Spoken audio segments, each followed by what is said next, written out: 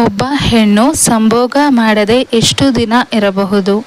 ನಿಮ್ಮಲ್ಲಿ ಹಲವರು ಈ ಸಮಸ್ಯೆ ಕಾಡುತ್ತಿದ್ದು, ಮಾಡದೆ ಇಷ್ಟು ದಿನ ಆಯಿತು, ಆದರೂ ನನ್ನ ಹೆಂಡತಿ ಇದರ ಬಗ್ಗೆ ಏನು ಹೇಳುತ್ತಾನೆ ಇಲ್ಲವಲ್ಲ, ಅವಳಿಗೆ ಇದು ಇಷ್ಟನೇ ಇಲ್ವಾ ಅನ್ನಿಸುತ್ತೆ.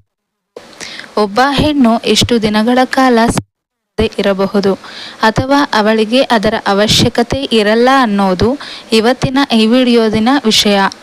ಬನ್ನಿ ಈ ವಿಷಯದ ಬಗ್ಗೆ ಸಂಪೂರ್ಣ ಮಾಹಿತಿಯನ್ನು ತಿಳಿಯೋಣ. ಈ ವಿಡಿಯೋವನ್ನು ಕೊನೆಯವರೆಗೂ ಪೂರ್ತಿಯಾಗಿ ನೋಡಿ. ಸ್ನೇಹಿತರೆ, ಹೆಣ್ಣಿಗೆ ಪ್ರತಿ ತಿಂಗಳು ಋತುಚಕ್ರದ ಆಕೆಯ ದೇಹದಲ್ಲಿ ಸಾಕಷ್ಟು ಹಾರ್ಮೋನ್ ಬದಲಾವಣೆಗಳು ಆಗುತ್ತದೆ. ಇನ್ನೇನು ಋತುಚಕ್ರದ ಕೊನೆಯ ಕ್ಷಣಕ್ಕೆ ಬಂದಾಗ ಹೊಟ್ಟೆ ನೋವು, ರಕ್ತಸ್ರಾವ ಉಂಟಾಗುತ್ತದೆ. ಈ ಸಮಯದಲ್ಲಿ ಆಕೆಯ ಮೂಡ್ ಚೇಂಜ್ ಆಗುತ್ತದೆ. ಅಲ್ಲದೆ ಯೋನಿಯಲ್ಲಿ ಬಿಗಿತ ಉಂಟಾಗುತ್ತದೆ. ಇಂತಹ ಸಮಯದಲ್ಲಿ ಹಾರ್ಮೋನ್ಗಳ ಬದಲಾವಣೆಯಿಂದ ಇನ್ನೂ ಸಂಭೋಗದ ವಿಷಯದಲ್ಲಿ ಕಡಿಮೆ ಆಸಕ್ತಿಯನ್ನು ಹೊಂದುತ್ತಾಳೆ. ಅದೇ ರೀತಿ ಋತುಚಕ್ರ ಮುಗಿದ ನಂತರ ದೇಹದಲ್ಲಿ ಹಾರ್ಮೋನ್ಗಳು ನಿಯಂತ್ರಣಕ್ಕೆ ಬರುತ್ತವೆ. ಆಗ ಹೆಣ್ಣಿಗೆ ಮತ್ತೆ ಆಸಕ್ತಿ ಬರಲಾರಂಭಿಸುತ್ತದೆ.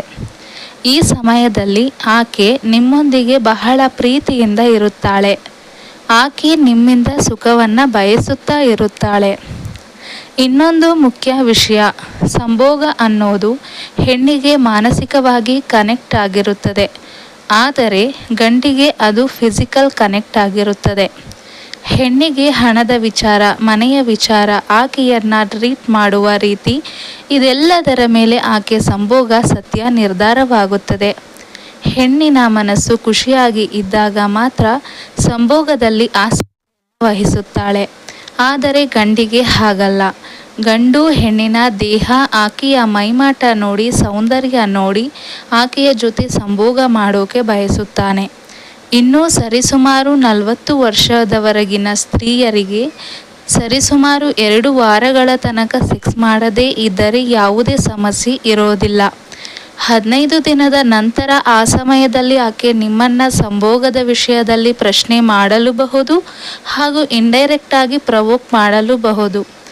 ಇನ್ನು ಮುಂದುವರೆದ 2 ತಿಂಗಳು ಮತ್ತು 3 ತಿಂಗಳು ಸಂಭೋಗ ಮಾಡದೇ ಇದ್ದಲ್ಲಿ ಹೆಣ್ಣಿನ ದೇಹದಲ್ಲಿ ಮೂಡ್ ಚೇಂಜ್ ಆಗೋದು, ಕೋಪ ಬರೋದು ಮುಂತಾದ ಸಮಸ್ಯೆಗಳು ಬರಬಹುದು.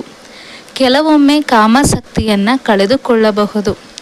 ನೀವು ನಿಮ್ಮ ಜೊತೆಗೆ ಇದ್ದರೆ ಕೊನೆ ಪಕ್ಷ ವಾರಕ್ಕೊಮ್ಮೆ ಸಂಭೋಗದಲ್ಲಿ ತೊಡಗಿಸಿಕೊಳ್ಳಿ.